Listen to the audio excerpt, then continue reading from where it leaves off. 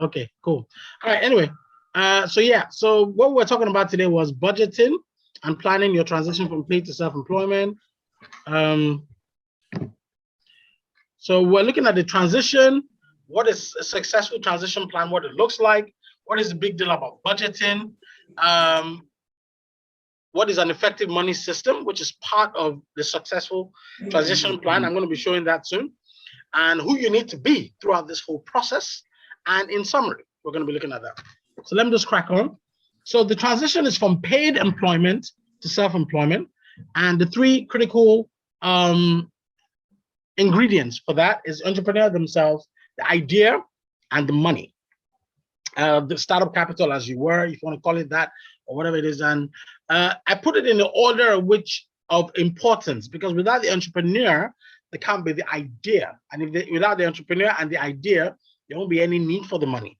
So where people are running around saying, money is a chief principal thing in terms of becoming self-employed, no, I would beg to differ. It's actually the entrepreneur themselves, the ideology, the idea that they're coming with. Those are the things that matter more greatly, because in some cases, the entrepreneur and the idea themselves can actually secure the capital that is required if their venture is viable. There's so many different outlets, so many different opportunities out there. But today I'm going to be talking about the money. So what happens when you do have the money? Let's say you've been working for a number of years and you now want to branch into self-employment. How do you begin to accumulate that nest egg that is required to be able to branch out and actually start this business when the time comes for your retirement or for whatever things to make a transition and all that? Okay, so let's just crack on. So this is what a successful transition plan looks like. Okay, so we look at, this is what I call my journey checklist. So time, mindset, and system. Very, very important. With time, you start early. Very important you start early. Because what starting early helps you to do is to be able to space out your milestones, space out your goals, and do it in such a way that it allows you to be patient with the process. Is when you start late, you're rushing. I mean, even if you think about assignments that you have, deadlines you have for businesses or for projects, what you find is when you start late, let's say you have a deadline in 2 days. Meanwhile, you've had this assignment for 2 weeks and you decided to start 2 days before the end, you're more in rush mode. Your patience level is tested. But if you started and did a little bit from the point in which you actually got the project, you would find that you'll be able to do a little bit of different things. You're not really under pressure. You're not stressed. The same thing goes with accumulating wealth or money to be able to make your transition. So you start early, which is one of the reasons why BPER says save, prepare, start. So, before you start, we expect you to already start saving. I also have the preparation in place. Then starting makes it easier. So starting early, very important in terms of saving and preparing. Okay, now the second is you have your money milestone goals mapped out with strategic guide timelines. So an example that I gave was you tell yourself, maybe you're in your early 20s.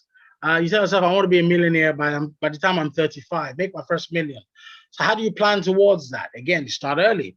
You start in your early 20s. You have roughly about 15 years to be able to map this out in terms of your earnings capability, in terms of how you set up a system around your money to be able to help you achieve those goals, and so many different things, right? So having those money milestone goals mapped out with strategic timelines is very crucial. Third point is give yourself ample time to identify and grow your liquidity opportunities. Exactly within the strategic timelines, you identify liquidity opportunities. What I said liquidity is raw cash, not credit, not hopeful money, but raw cash. You have it sitting in your account or you have it in raw cash. It's money, and it's money that is owned by you, not a third party. So this is what I call liquidity. Okay, so identifying liquidity opportunities is when you're able to extract money from your daily earnings to spending cycle. And everybody has an earnings to spending cycle every month. We pay our bills, we earn money to be able to, sort out all our different bills and things like that. So it's, what's going on? Sorry. Sorry about that. I don't know, for some reason my computer just, sorry about that. Okay.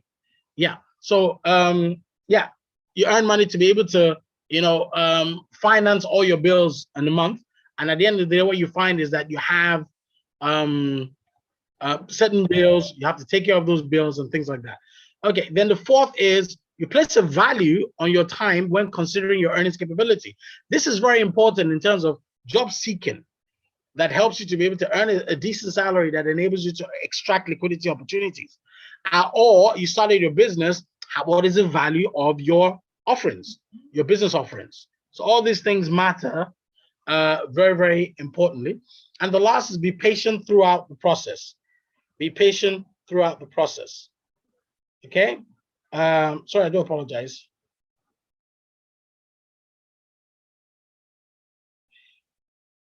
And so the next is mindset, right? So you have a positive and progressive money mindset. There are many different mindsets you can have, but basically this mindset is with a view to growing your income, to disciplining yourself to be able to grow your income and identify liquidity opportunities. It's very, very crucial that you have a positive mindset. It's very important not to, a negative mindset is one that hopes. A negative mindset is one that tells yourself that, you know what, I'll spend this money now and I believe somehow. A negative mindset is a positive mindset is the one that actually thinks that, what if I lose my job today? What if my business does not bring in? Now it sounds negative thinking that, but that mindset helps you to be able to say, in that case, I'm going to put in this contingency plan. In that case, I'm going to be able to, I'm going to spend less than I earn. That's a positive mindset. So that I'm able to provide for the eventualities of tomorrow, because tomorrow is not certain. That's a positive mindset. The next is to have a readiness to learn about money and finance. A lot of people are poor in their finance mindedness. So being able to know what is available in Nigeria. If I ask you the question, what investments are readily available for someone that has 500,000 naira in their disposal? You should be able to give me that at the tip of your finger.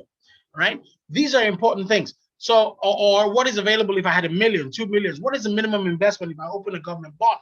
Or I wanted to start a treasury bill. I wanted to start a mutual fund, Naira, dollar. If I wanted to do foreign exchange, what are the different indices? These are standard information that I think we all must know, because they're things that help us to be able to multiply what we have. The next is, we have to live according to a strict budget, which is live within your means. Now, to be able to live within a strict budget, you must have a budget in the first place. And I'm going to be looking at the importance of having a budget. Very, very important.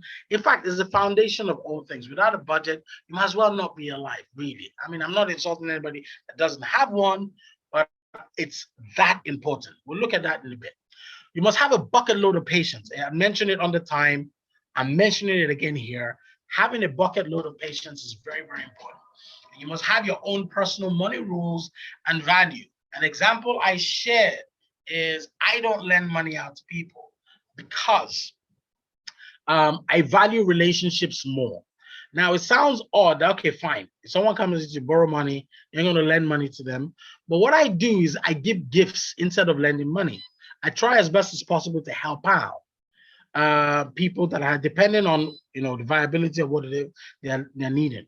So I once had a friend, I wanted to borrow 150 grand, and I didn't have 150 grand to lend because one of my mentors said, do not lend out money you're not willing to lose. And I wasn't willing to risk my relationship with this person who was dear to me over the fact that I lend them this money and maybe at some point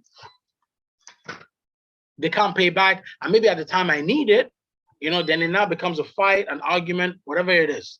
Right? So I try not to do that. What I do instead is to say, okay, this is how much I can give you, right? So if I'm not willing to lend out money I'm willing to lose, then why don't I just give money I am willing to lose as a gift? So that works well than the rest. So what you're doing is also helping that person. So this is one of my fundamental money rules and the values that I hold, and it's worked for me. So as today, I can tell you that nobody owes me any money. And I'm very good for it. So I don't have any negative relationships with anybody as a result of money. This is just one thing. There are many other money rules that I have in terms of budgeting, in terms of doing my accounts every day, in terms of doing a matching for expense and income. All those different things are money rules and values that I have. Then the third is a system. You need money to make money. Like a farmer, you cannot have an apple tree without planting an apple seed.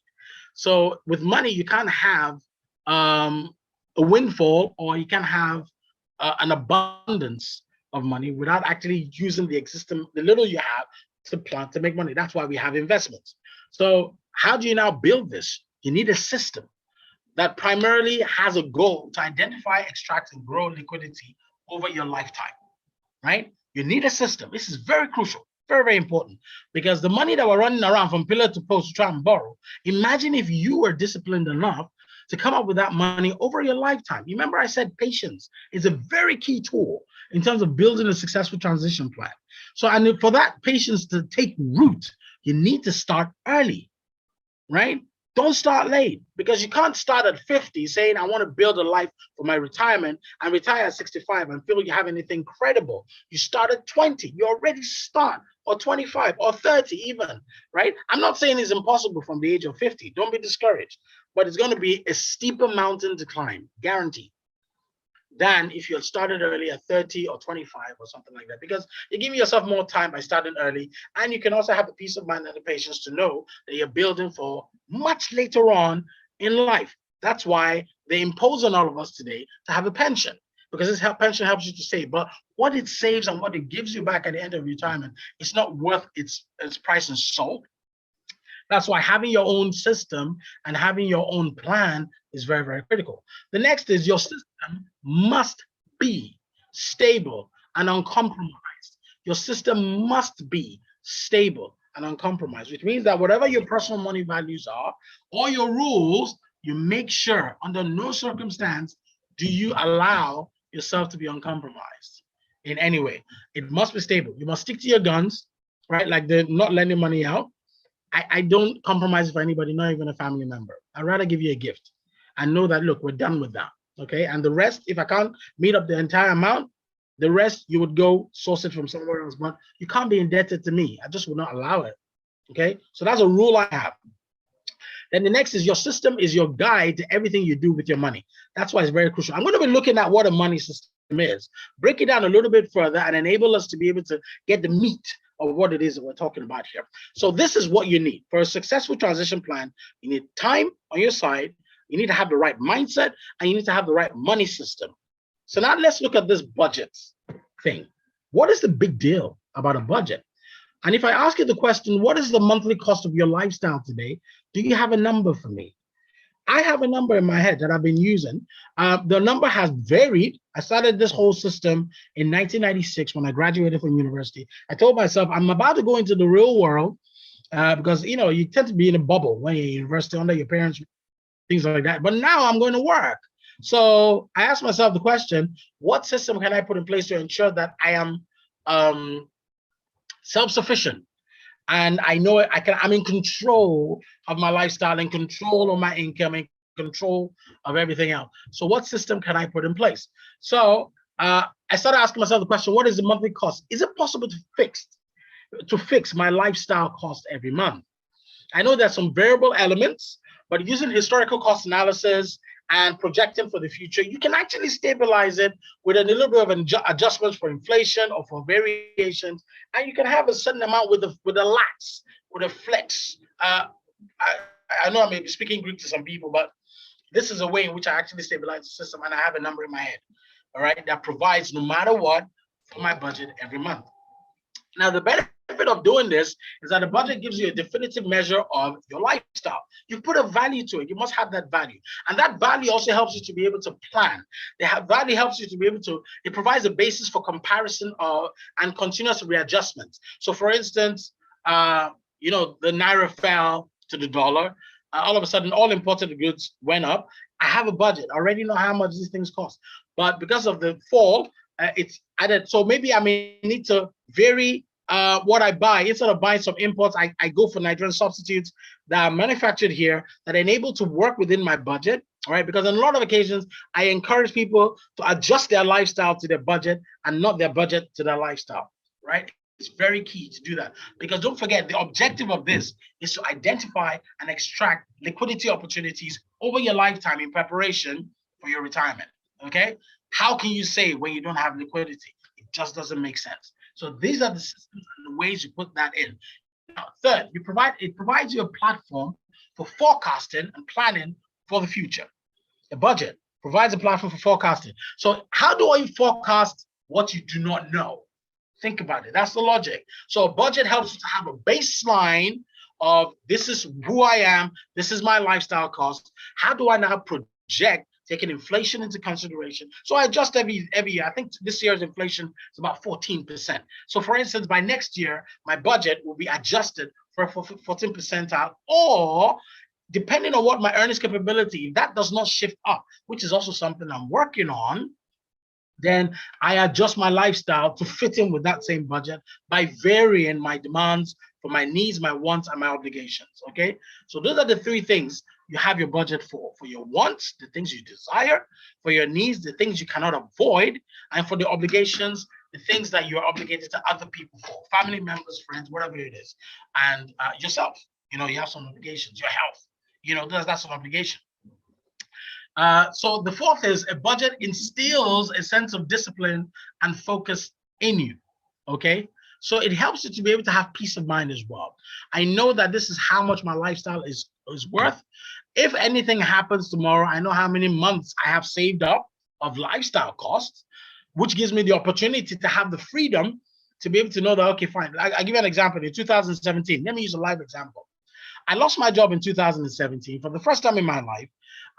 Luckily, I had been saving about up to 50% of my income, and I had worked in that company for about a year and a half. So I had a substantial amount of money saved. What this helped me to do when I lost my job was to look at what my monthly cost of lifestyle is, which I told you is very important to have. And I mapped it against my total savings reservoir. And I could identify that I had 6 months worth of lifestyle costs in the bank. So even if I was unemployed for 6 months, my family would not starve. I was able to take care of my wife and kids. But even with that, guess what we did? Remember I said to you, point 2, it provides a basis for comparison and continuous readjustment. What we did was that we went back to the drawing board, we looked at the budget again, and we reviewed the budget down based on the fact that we know that I don't have any income coming in the next few months until I get myself sorted out and I have a new income stream, a new job, or whatever it is. So when I review that budget down, we now were able to stretch the monthly cost of lifestyle with the reservoir to 9 months from 6 months. So you see, that bought me more time to be able to say, okay, you know what? I'm able now to take my time, have the peace of mind. I know that I can provide for my family for the next 9 months while I am looking for the next gig, next employment gig to do. Okay, so that's a planned and purposed life. Rather than leaving everything to chance, spend everything that you earn and just hope for the best. Hope is not a strategy and would never be a strategy. So number 5 is a foundational budget is a foundational key ingredient that underpins any money system. You cannot, I say this with wholeheartedly, and I've lived that life since 1996 to now. You cannot have any money system without having a budget. You cannot work any money system without having a budget. The budget is the foundational key for any money system, and all our money systems are unique to us. They identify us. They are our DNA, okay? Because our wants, our needs, and obligations are different. So you can't have the same money system as your neighbor or your brother or your sister. You got to have your own unique money system, and that has to be built from scratch. But to have that, you need to have a budget. If you don't have a clear-cut budget, or you don't know the cost of your lifestyle every month, you haven't started this journey yet. So that's the crux of it. Let's move on. So an effective money system now is a system. I hope everybody can still see my slides. They're moving and everything is fine. Can someone just, signify and let us know? It's moving. Excellent. It's moving. Excellent. We can hear you. Fantastic. So to have an effective money system now, there are certain things that you require, okay? Now, number 1, I said, have a positive personal money habit. All of us have habits regards to money, guaranteed. When you go into a shop, you impulsively buy, that's a habit. When you go into a shop, you discipline yourself to say, you know what, I can wait until next week.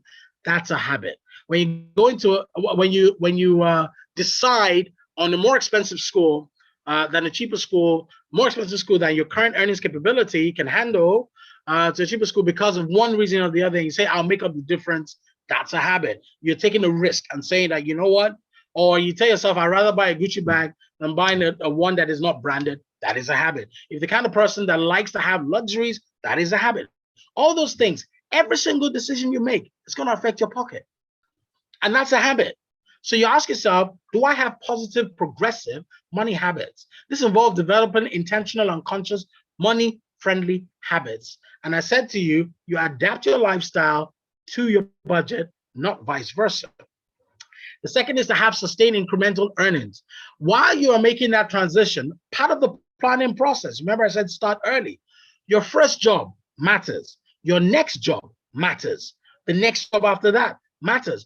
When you decide to make a transition from paid employment to self-employment, matters greatly because it all contributes towards you building this resource. So the sustained incremental earnings, you're responsible for how much you earn, right? So it involves ensuring your career is well planned on purpose as well. The 25 years that I had, I kept having incremental earnings. And guess what? I also kept, as a fundamental principle of mine, remember I said money-friendly habits, as a fundamental principle of mine, I kept increasing the percentage of savings that I extracted from my income. So when I at one point, my income tripled, right? And I used to save roughly about 10-20% of my income. And by the way, my lifestyle is predicated on my income after I've extracted my savings. That's what I did. Because I said, remember, I adapt my lifestyle to my budget. And I built my budget on the surplus, on the excess that is remaining after I had extracted my savings. So when my income tripled, I more than doubled mine. And what I did was that I just increased my lifestyle cost because, hey, look, if your income triples, you feel that I can now live I didn't move from where I was. And neither did I improve my car and say I was going to sell this car and buy a new one. No, I thought to myself, I need liquidity for the future because the future is uncertain. So what I did was that I improved certain aspects of our lifestyle, my wife and I and my kids, where we were not eating out before. I'm just saying at least once a month or twice a month, we're going to start eating out now as a family. That's an additional luxury, but it doesn't cost that much. But what I did was I decided I was going to save 50% of my salary now, where before I was doing 10, 15, 20%. I said I was going to do 50. So at the point, you see, neither did I know that a year and a half after that, I was going to lose my job. See that? Unplanned. You never know what's going to happen. So what I did was I said I was going to keep on increasing that because I was thinking about the future that is uncertain and anything could happen. God forbid.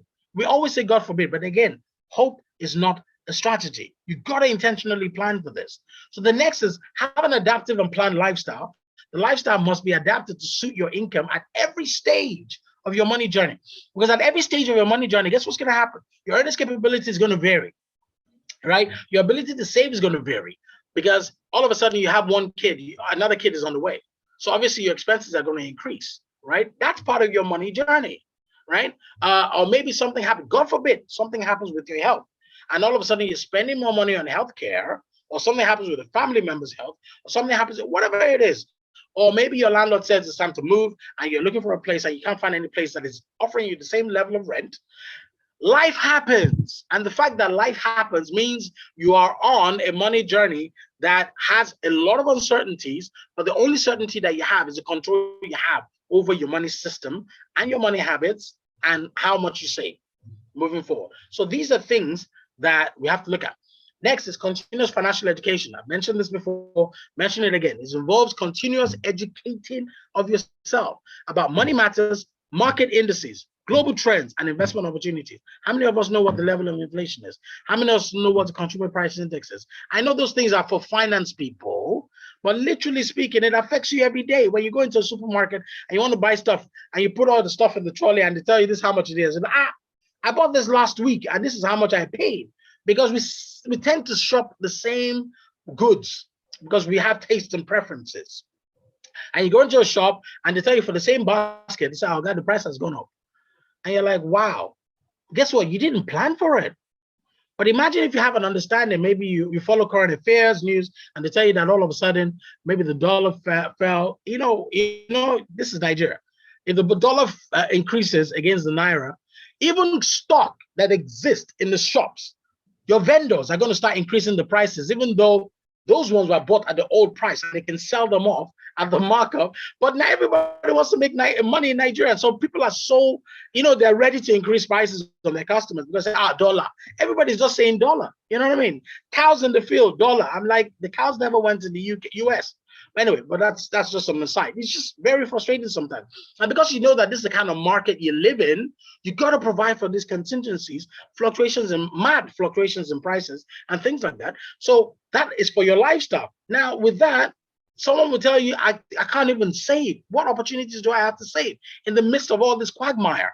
But the truth about it is that you can, if you have a planned and purposed money system, planned and purposed lifestyle, and you know exactly the baseline of what your lifestyle costs with everything else. It's possible. I've been living it, and it's been well.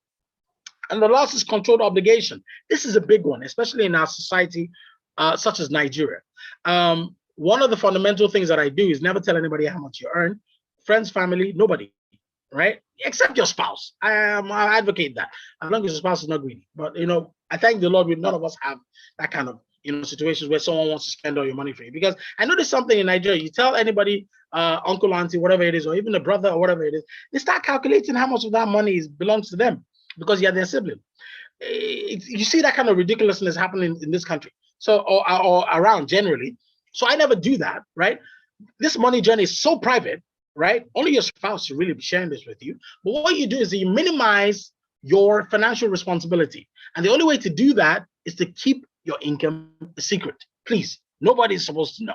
Obligate and all your obligations as much as you can throughout your money journey, because you have to provide. These guys are not going to be there when you're retired and you're scrambling for cash to be able to make life work.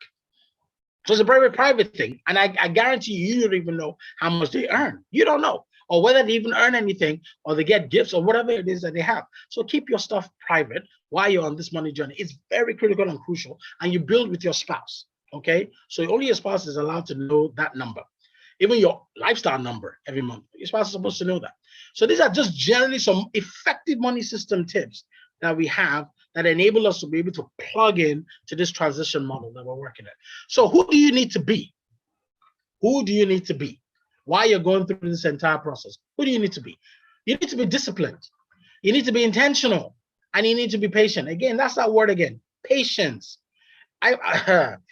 Patience, it's massive, which means start early. If you know you have a problem with patience, start early, right? Patience, very, very critical. Sorry, this chat here, let me just check. Okay, cool. Sorry, it's just an informative chat, right? So discipline, I call it the game changer. It's not about how you feel. It's about where you're going, right? And I read something recently, and I loved the post so much. Now, discipline is all about, it's not about how you feel, right? A lot of people want to be motivated to do things.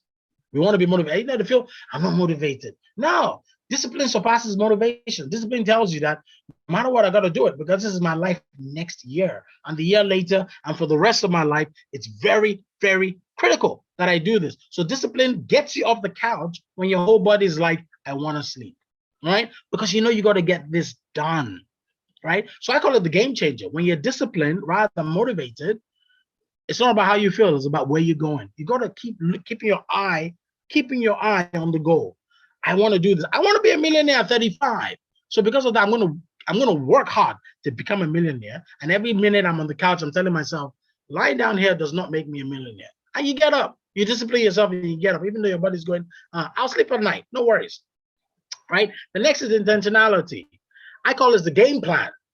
You got to be intentional, which means with everything, there's no happenstance. There's no happenstance. Things don't just happen. Things intentionally occur because you make them so. So you have to go through, what I said here is that you have to go in with your eyes wide open. Hope will never be a strategy. You spend that money today, there's no hope you'll make it tomorrow. So it's better not to spend it and rather See how you can multiply the money in such a way that it extracts for you the amount of money you want for something else. I have done this with housing when I was being overcharged for rent for somewhere where I wanted to move to. And I said, I'm going to leave it. You know, there's always a risk that you lose a place. I left it because it said someone else wants to pay the amount they're asking. A month later, I drove by the place. The house was still in the market. And I got it at the price that I wanted at the end. So there's some pressures that come in life. Do not. That's another one of the positive money habits that I have. I do not allow anybody to put pressure on me to spend money for anything. Well, if someone sat in a shop, someone tell me, oh God, I don't know if this will be here next week. And no problem. If it's not here, no problem. I don't need it then. It's not supposed to be mine. I have that philosophy, right? That's another positive money habit I have. I am not going to be pressurized into spending 1 naira of any amount of money on anything, right? So intentionality is very crucial, very massive. Never be blackmailed to spend any money anywhere. And you have to do it with your eyes wide open. So your budgeting is intentional. Your extraction of liquidity is intentional. Your planning early is intentional. Your discipline, your money values and strategies, saying I'm not lending money to anybody, it's an intentional thing. And you make everybody know. Be known for that kind of person. Who do you need to be? Let everybody know this is who I am. Sorry, I'm not apologizing to anybody for it. Friends, family members, I don't care who you are. Spouse, I don't care who you are. I am not apologizing. This is who I am because I know where I'm going. Because at the end of the day, you'll be the better off for it. The loss is patience. I call this the game posture. It takes a lifetime to get to retirement. It takes a lifetime. Why do you think it wouldn't take a lifetime to build for it? It's a logic. Why would I start building halfway towards my life? No, I start at the beginning. That's why I started in 1996. It takes a lifetime to get to retirement. It would also take a lifetime to build for it. Never start anything late, especially something that you're doing intentionally and something that requires a lot of discipline and patience to achieve, right? So you got to be able to be this person. This is who you're supposed to be if you want to make that transition. Very critical, very vital. And so the last point is, sorry, I don't know if it's moving. Hold on one second. Here we go. In summary, right? Start now. Start. It gets more and more expensive to achieve your transitional goals the longer you delay in starting your journey. That's the reality. It gets more and more expensive. Would I have been able to make the decision when I lost my job in 2017 to start JP Consult? That's when I started it. Would I have been able to make that decision? I'd already done 25 years of work experience. And from when I was a teenager, that's when I started working. I decided to start early, even what I was studying, because I wanted to build experience and I wanted to be in a corporate environment and learn a lot. And lo and behold, I studied degrees and masters and, whatever it is, all this professional qualifications that helped me along the lines of the kind of business that I wanted to be in. So it was easier for me to make that transition because I'd already started thinking like an entrepreneur. So it gets more and more expensive to achieve your transitional goals the longer you delay in starting your journey. So you start now. Wherever you find yourself, start now. Even if you're later on in life, start now. If you're in your 20s, you're blessed. Trust me, you have an advantage that a lot of us don't have. Start now. Don't delay it next week saying, oh, next year or the year after. You never know what's going to happen. Life happens to all of us. So start now. Okay? Thank you. I'm done. I hope it was beneficial.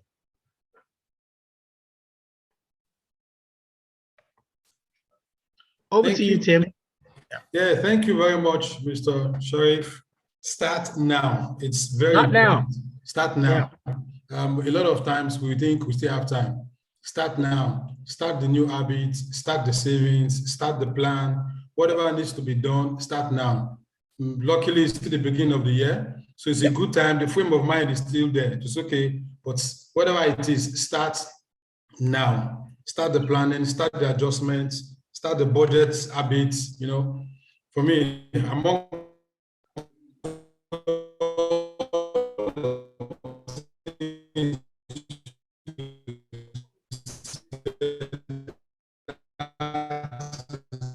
ringing again. Start now. Whatever needs to be so much. We're going to quickly, Mr. Obong, to quickly do the part 2 of this, the second session, and then we'll just get your questions ready, put them on the side, and then we're going to have a Q&A session for about 5-10 minutes because of time. You know what happened already. We need to run out of here quickly.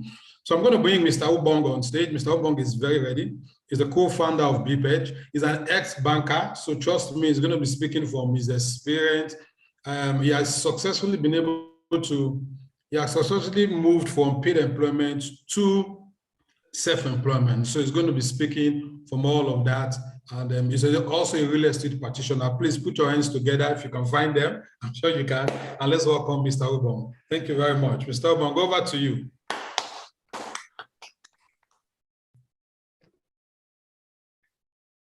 Thank you. Mr. Ubong, over to you. Yeah, thank you very much, sir. I'm trying to share my screen. Yeah.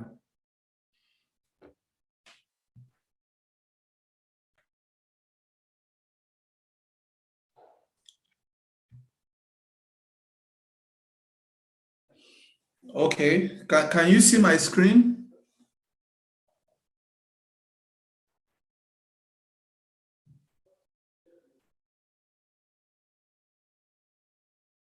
Is it there? Okay, so yes. Thank you for the opportunity once more. My name is Ubong, and sorry and apologies for the delays we had at the start of the presentation. I'll try and make it as brief as possible. I also like to appreciate Mr. Sharif for the impactful presentation he just delivered. Thank you very much, sir. I learned a lot from your presentation. Okay.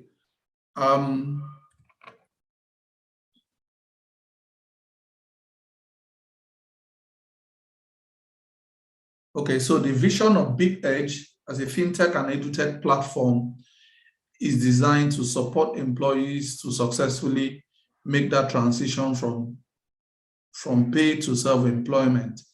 And we have a vision to move 1 million employees across Africa. And so I'll just go straight to my presentation. My presentation is titled "Some Things You Need to Consider Before You Quit Your Job."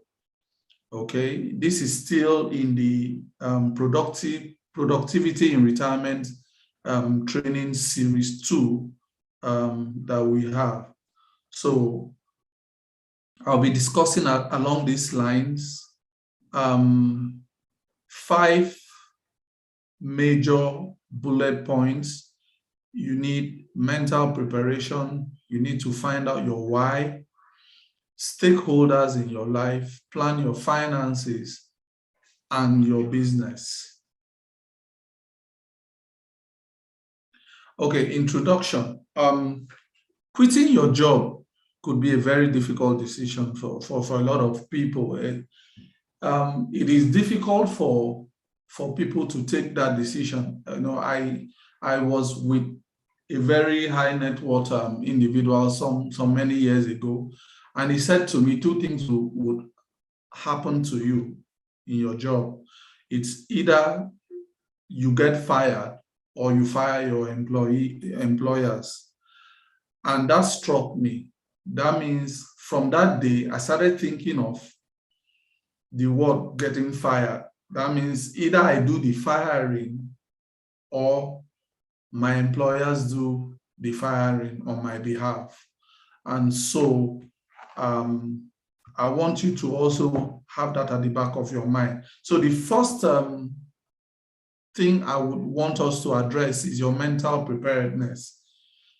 Now, you have to be mentally ready to transit from paid to self-employment, because mental transition precedes physical transition. A lot of people want to make that move, but mentally they struggle. Okay, so some people develop a perfectionist mentality.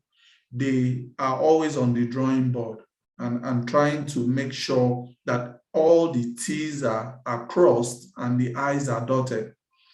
And yes, it's good, but most times when you spend too much time on the drawing board, you cannot really learn by practice, by going out on the field. And so you need to be mentally prepared for that journey. So you need to go all in. You need to believe in yourself, because if you do not believe in your own self, how do you expect people to believe in you? So mental preparedness is key. The second point is your why. You need to ask yourself, why am I taking this decision to leave paid employment to self-employment? You need to find your why. You might be doing it because your colleague did it. You said, okay, Mr. Sharif just left. He left 2 years ago and he's now swimming in money. Because of that, you leave. No plan.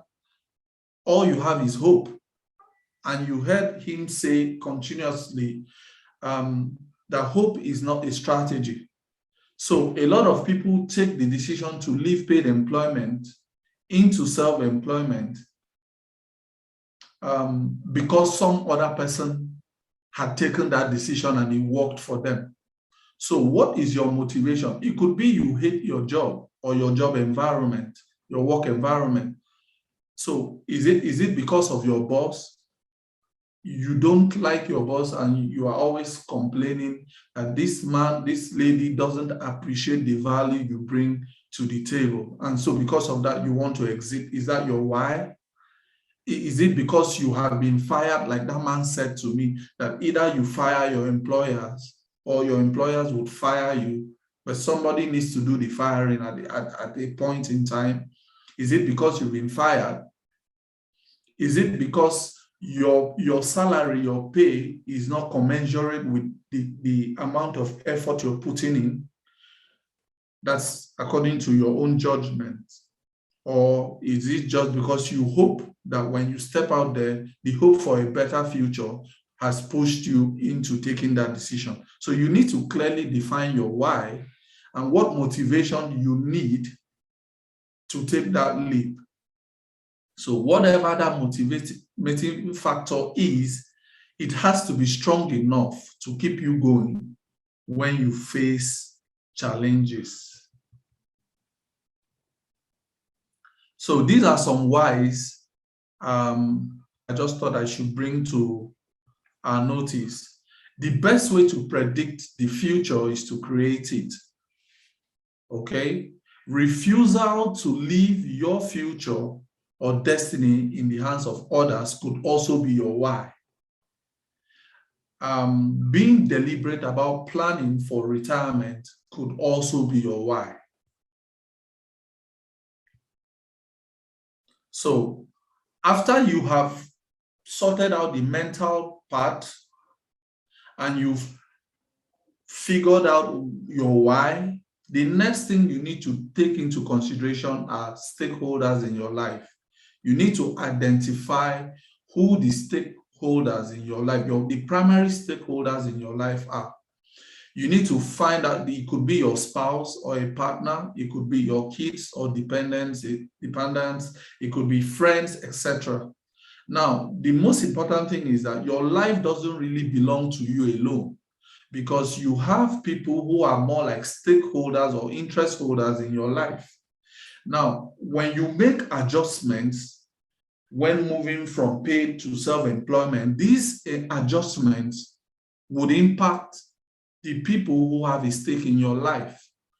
And so these people who are stakeholders, you need to discuss with them that this is the reason why I want to take this decision. When I left paid employment in 2013, after all the analysis and the motivation and inspiration, I sat with my wife and had a conversation about the whole decision, because I knew she is the major stakeholder in my life and I needed her buy-in to be able to successfully take that decision. Now, if you have a spouse or a partner who is a stakeholder and you don't carry them along, when you are trying to take certain financial decision, they will be moving in the opposite direction. So you need their buy-in, you need their support. And that is why it is important you have these conversations with them before you make that transition. So it could be your kids. You might have to move them to a cheaper school. You might have to cut down on vacations. You might, even your parents, you might have to reduce the amount of support you are going to give them. You need to call them and say, I want to take this decision. And while I'll be at the initial phase, the usual monthly support or weekly support I used to give would reduce drastically because I need to invest in my business. Now, being that they want the best for you, they would most likely support you. But you need to discuss it with them. You need to discuss it with them in order for them to be effectively carried along. And so, after you have done the mental part and you've discovered your why and you've discussed it with the stakeholders in your life, the fourth consideration are plan your finances. Forget about your pension plan. You know, one mistake people carry, that happens to people when they are saving for retirement, they keep an eye on their pension and tell themselves that their pensions will take care of them in retirement. Now, but I would like to say this, that we have seen pension plans fail. The pensions company you pay monies to on a monthly basis, it's an organization. We have a couple of them. I have one too. But what guarantees me that by the next 15 to 20 to 30 years that they will still be in existence? If they fail, what would you do? You take them to court. Okay, I made contributions to you. I made a total of 5 or 10 million contributions to you. The company failed. It was mismanaged. What would you do? I don't think there's much we can do. So the first thing I would say in terms of planning and finances is forget your pension plan and commence savings immediately. It's more like taking responsibility for your own retirement. Choose a tentative exit date. So while you're still in paid employment, pick a date. Then from that date, calculate how many months you have from your present day to that date. Then do an estimate on how much you would require to start your business when you exit paid employment and commence savings immediately. This is a very important point.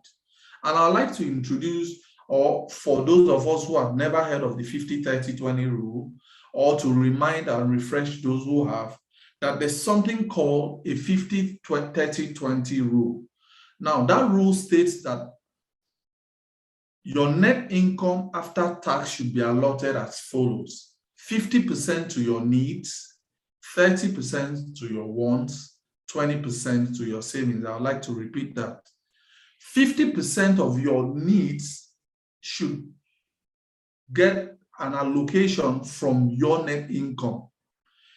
30% should be allotted to your wants and 20% to your savings. Now let's break that further down. For your needs, let's define what your needs are. Your needs are things you can't live without or would hugely impact or severely impact your quality of life.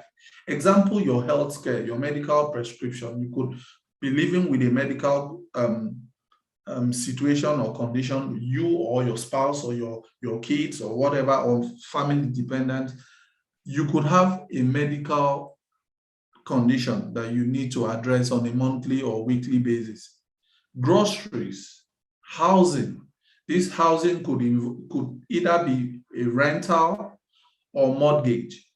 School fees, utilities, your electricity bill, your water bill, your internet cost, and etc. Car repairs, insurance. 50% of your net income after tax should take care of your needs. So you need, as a matter of grave importance, to limit your needs to 50% of your net income.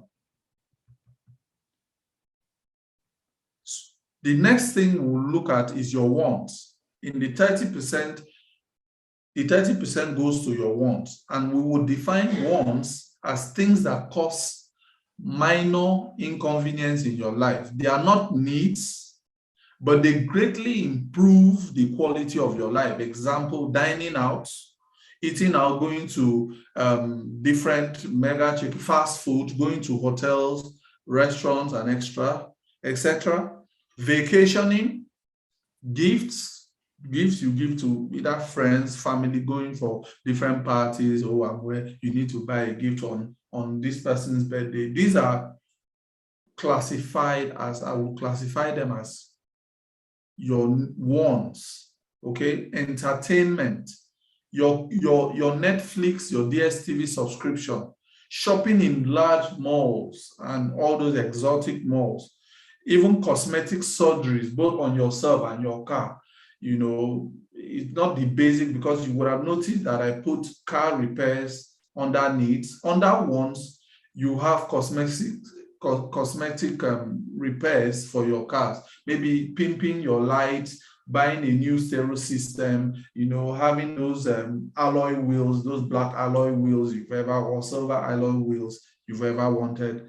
Those ones greatly improve the look and your quality of life, but it is not a need. So I'm advocating, or this rule advocates, that you limit your wants to 30% of your income. And last but not least is the 20%. The 20% is supposed to go to your savings. Now, your savings can be further broken down. I've decided to break it down into 3 key components. You should have an emergency fund.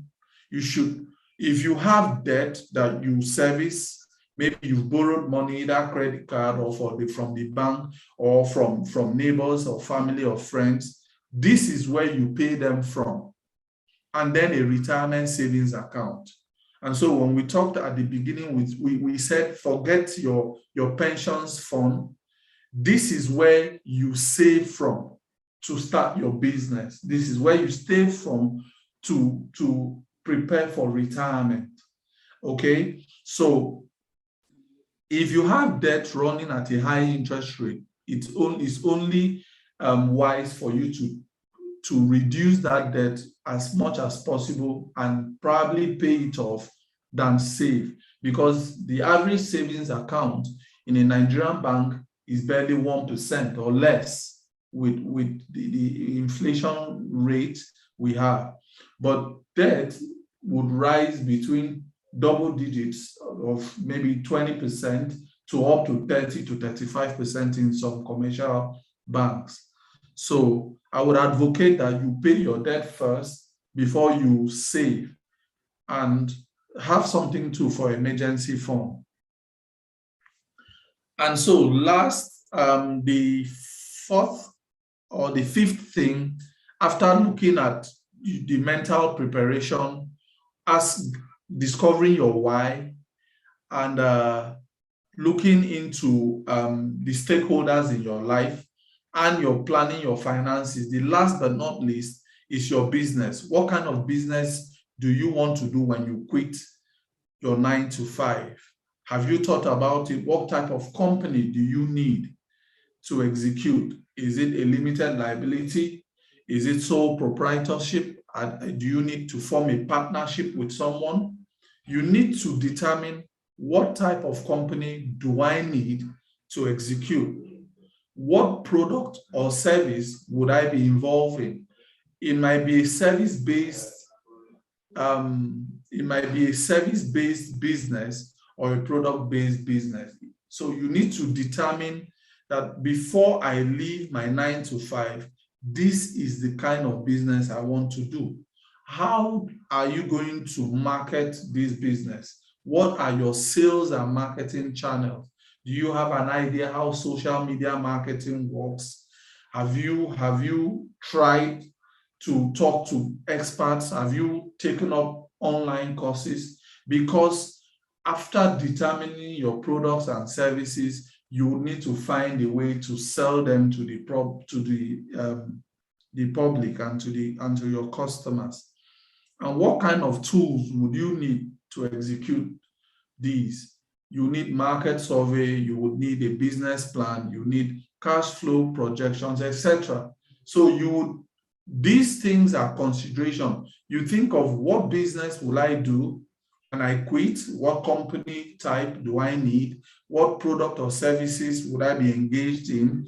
How am I going to market them? And what tools do I need to execute?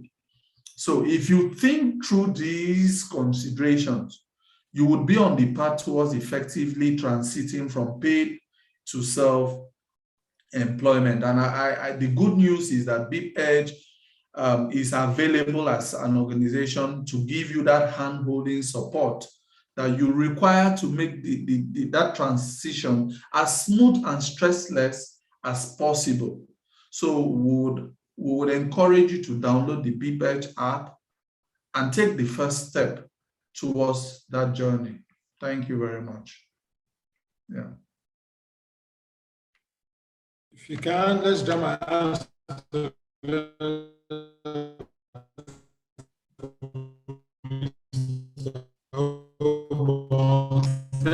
you very much. Nice one. Thank you very much.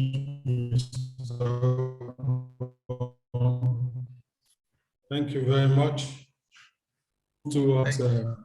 As you move towards retirement, as you move towards transiting from paid to self-employment, it's very important to carry your stakeholders along because they will feel the impact of that, your decision. That's a very big take-home from it, very key. So look for the people who are important to you around you, those who will be impacted by this decision, and ensure you carry them along. And of course, Beep Edge as a platform is available to provide the needed support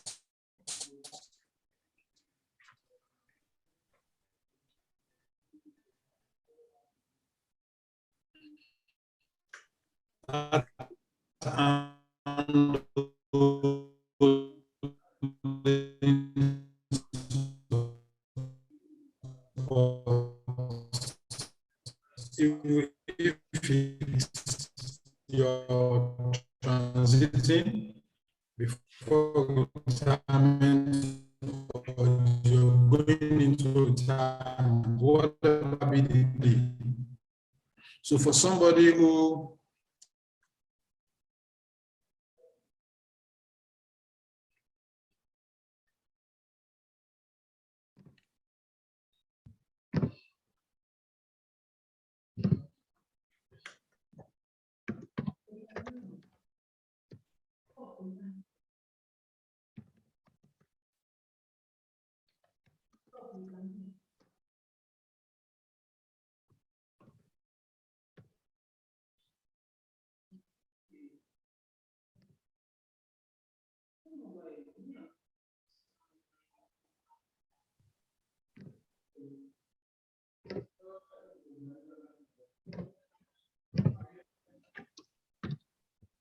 Yes, we can.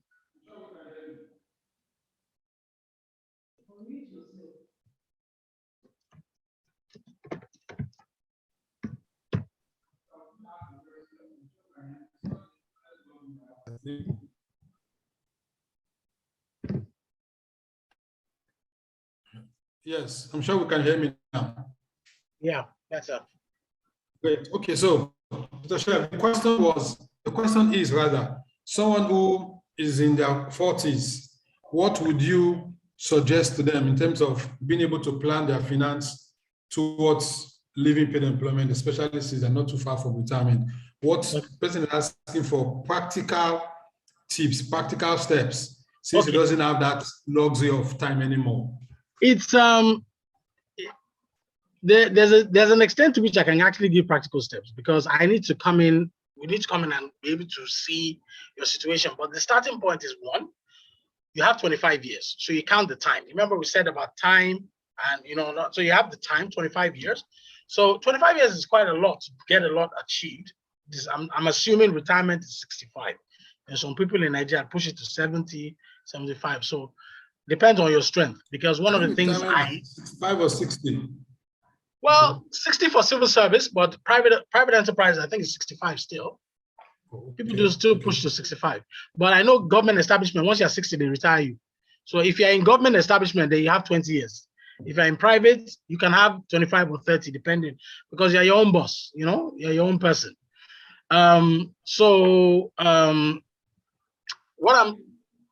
that perspective, I don't know what you're earning at the moment. I don't know whether you have any savings. I don't know if you can extract any liquidity, but you have to start, first of all, with the money. We have to find a way to extract liquidity and start putting it in a place where, and that's one of the reasons why BPEG is established. They can help you with that, because the danger is, and I had this experience as well, when you start extracting liquidity, the danger is, I said those contingencies that happen in your lifetime, where something can just happen, you have a problem, all of a sudden you dip your hand inside that pot, because you have to attend to this problem, maybe it's whatever it is. And I remember I said your lifestyle has to be adapted to your budget. So in situations like that, you're taking the savings away from your reach. When I started saving, it was a very small amount, but I used to save in an account that didn't have any cards, book, and I made sure that the bank was far from my house. So it's going to be a travel situation where I had to, but with more sophisticated investments and all that, you can tie your money into investments that if you want to liquidate today, the penalty is not worth it. And you understand what I mean? Those are the kind of investments I invest in. The penalty is heavy. That the financial institution or the bank will tell you, if you're liquidating today, this is before the term or the maturity of the instrument, you might lose 20%, you might lose 10%, things like that, right? So in a situation like that, put your things in investments like that so that it helps you to be able to, but if you have a platform, if you don't have enough, there's some investments that will tell you minimum investment is $1 million, $500,000. If you don't have that amount, you have BPEG. This platform is here and you get interest, you get returns on the money that is being invested with BPEG.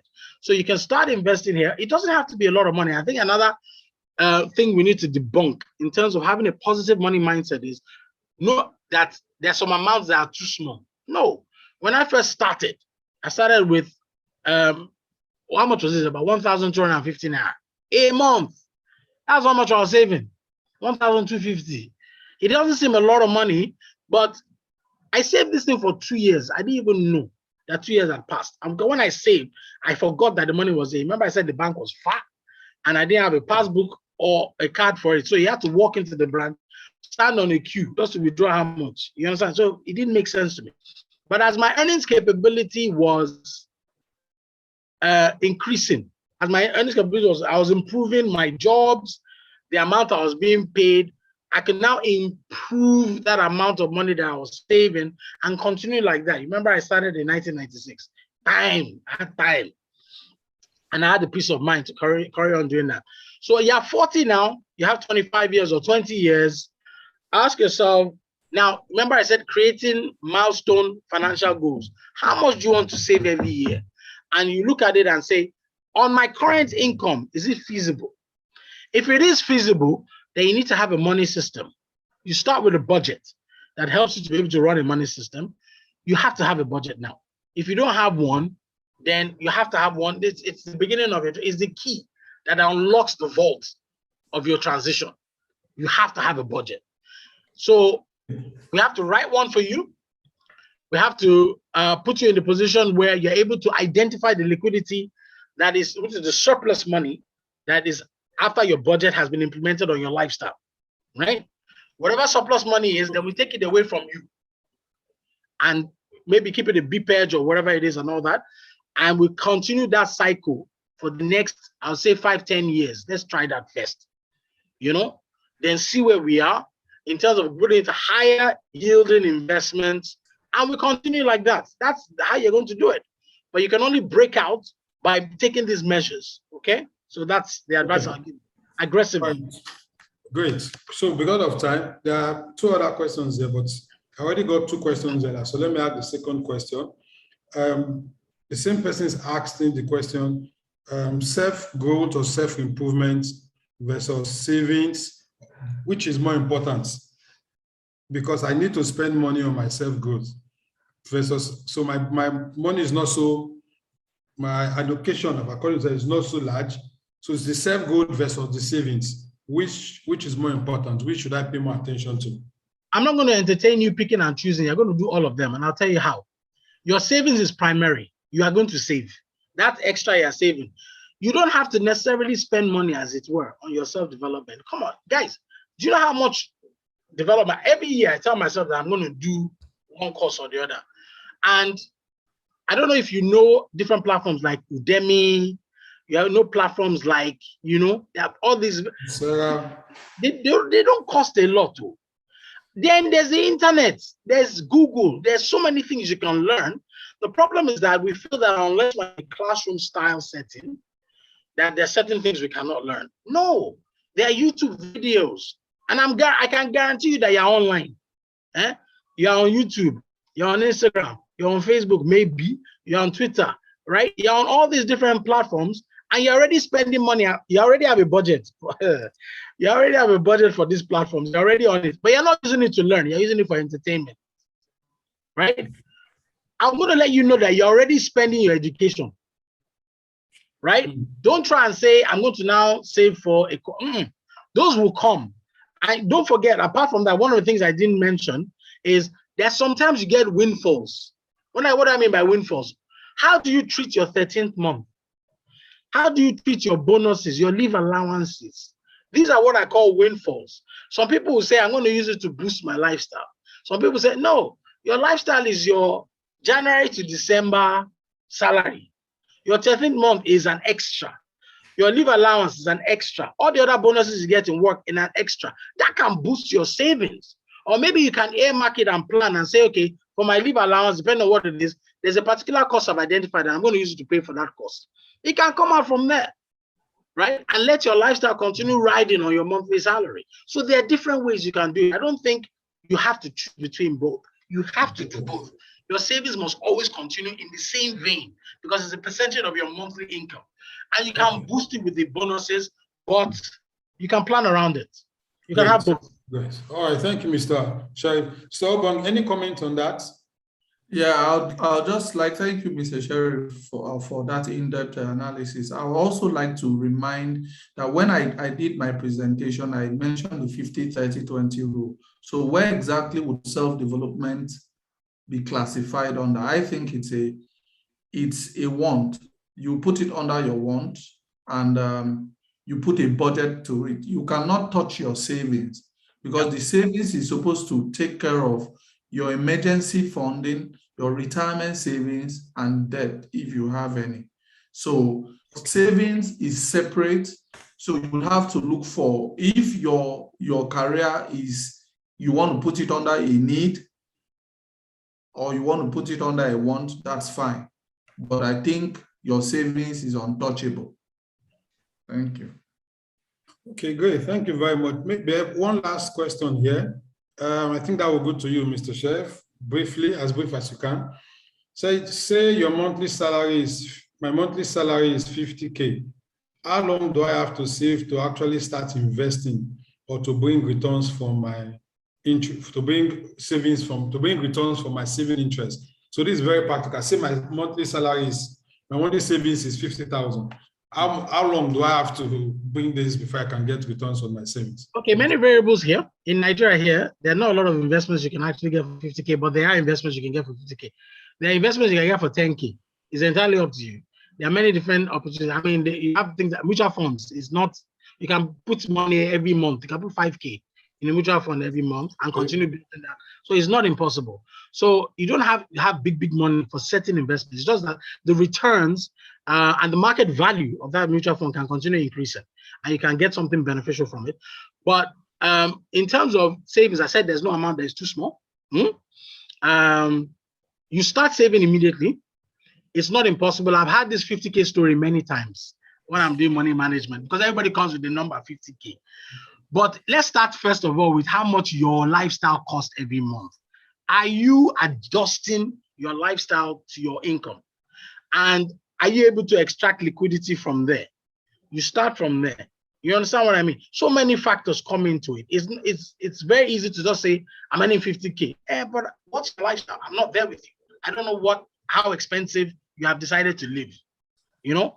But if you're living around maybe like 35K, you're able to squeeze it. Maybe where you live is close to your workplace, so you don't spend too much on transport or this and that, or you don't have any dependents yet, you're still single. There's so many variables. It's very difficult to answer this and say that this is exactly what you must do, because I don't know your lifestyle. I don't know how expensive your lifestyle is in comparison to the income that you earn. So it has to be a unique analysis done for you.